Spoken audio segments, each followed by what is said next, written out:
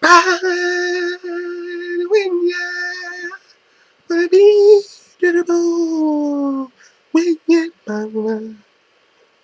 you're away, when you're away. When you're, I'm just, man, I'm telling you, man, that song, every time you hear it, it make every white person, every black person, every Asian person, I always make them do that, you know, that little African thing. We in my mouth. Boom, boom, hit a drum. You want to kiss a little black baby. You want to eat some zebra skin meat. You know what this is, man. Lion King 3D. Let's go. All right, The Lion King. Now, The Lion King starts off. A bunch of animals. They're marching to Pride Rock. Now, Pride Rock is where the Lion King and the Queen stay. The Lion King being Mufasa and the Queen being Sarabi. Now, all the animals in Pride Rock are gathered around this very, very special day to celebrate the birth of Simba. Now, now that Simba's born, he is now the next person in line to be king of Pride Rock. But you know, 10 minutes into the movie, that's already an issue. Him being king, that's already an issue because you know what, Mufasa, he's got a younger brother, and that's Scar. Scar, he was supposed to be the next person in line, but now that's already out. That's already out in the window because he ain't even the next person in line. So what Scar, he's all bitter and stuff, and he's got to try to kill Simba so he could be the next person in line. So what he does, he gets the hyenas who you know he's cool with. He gets the hyenas to try to kill off Simba, but that don't work because you know who steps in? The dad steps in, Mufasa. Mufasa steps in and says, "Yo, you touch my son, somebody gonna die. I'm be ripping people's heads off." Yeah, and Mufasa's voiced by Darth Vader himself, James Earl Jones, and with that kind of reputation right there, with that kind of rap sheet, I wouldn't be messing with nobody, kid. If you got a voice like that, I wouldn't even be messing with you. I wouldn't be messing with your kid if your voice is James Earl Jones. I wouldn't even be messing with you. So you know that goes out the window.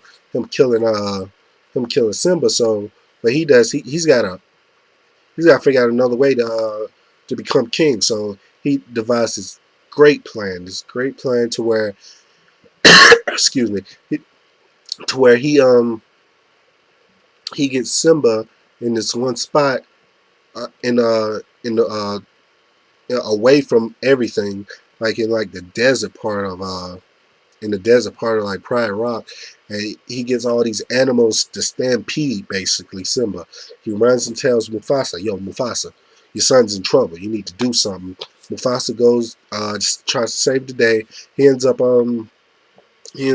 saving Simba, but in the process, him trying to save Simba, he tries to climb back to save himself, but you know it's got that one part, brother, help me. Yeah, that's not gonna happen, Mufasa. That's not gonna happen. Nope. Scar kills him. He betrays his own brother, and that's a spiteful little line right there. You betray your own brother just to be king. Now I can't say that because I might betray my brother just for a hot pocket, but you know that's a different story. But yeah, he betrays his brother, he kills his brother, um, and that's probably the saddest part in any animated movie right there.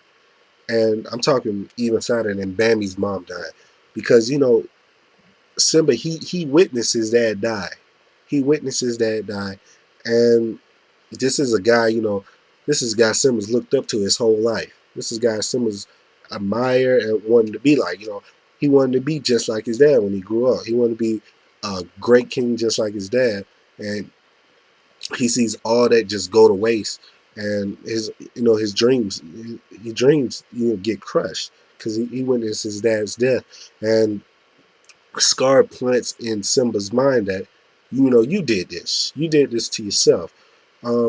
Your dad died because you you play around too much, you do stuff that you ain't supposed to, you get into trouble, and you was the cause of your dad's death. And he tells Simba like, "Yo, What you need to do, you need to run away and never return. Basically, you don't come back here no more because people gonna hate you. Everybody in Pride Rock's gonna hate you. So what Simba does, he does what Scar says. He runs away. Now Simba, in the process of him running, he ends up passing out. When he passes out, he meets Timon and Pumbaa. Now Timon and Pumbaa, in my opinion, are the best, the greatest duo in a Disney animated movie. I think they're better than Woody and Buzz, all of them. I think they're the best duo. They got the best chemistry. They're funny. They're adorable. And yeah, Simba he meets Timon and Pumbaa. Timon being the meerkat and Pumbaa being the warthog. Um, he meets them, and at first they're scared of him because he's a cub. He's a cub, but one day he's gonna be a big old lion. Lions eat Timon and Pumas. They eat them regularly. But they say, yo, we raise this kid. We teach him not to eat us, and teach him to eat bugs and stuff. He can be our bodyguards basically. He can be our bodyguard. So that's what Timon and Pumbaa do. They teach him the way of Akuna Matata. It means no worries, and they teach him how to just leave stuff in the past, and just enjoy life.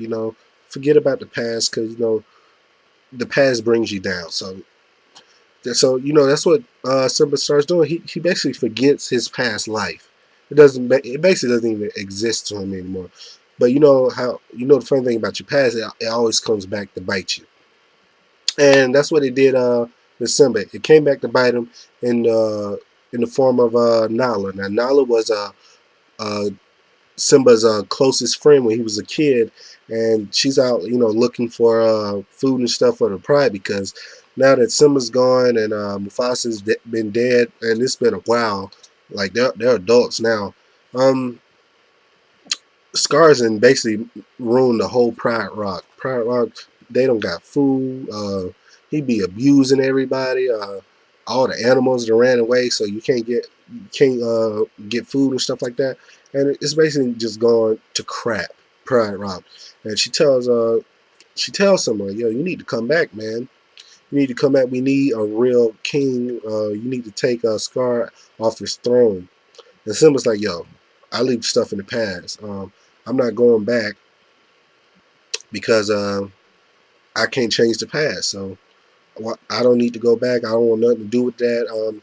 I like my life now, and it sets off this thing where like what's Simba running from? What is he running from?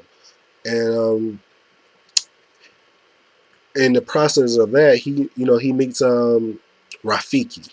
Now is like Rafiki's a baboon, and he's a baboon, but in the movie they portray him as like every person's an uncle because everybody in the world's got that one uncle who's crazy, out they mind. You don't know what to do with them, but at the same time they know what they talking about. And Rafiki, he's that guy. He's the monkey that's just crazy, but at the end of the day, he knows what he's talking about. He's a wise monkey, and he tells Simba like, Simba, if you want to forgive yourself, you need to go look at your father because your father's still alive. So he takes Simba to like this little lake and stuff, little oasis, and he tells him, look in the lake. Simba's like, I don't see nothing. It's like, you need to look harder, man. You need to look harder. And, he sees a reflection of his dad. And, Rafiki tells him, like, yo, your dad's in you, all right? You never lost your dad because, as long as you remember him, then your dad will never leave you.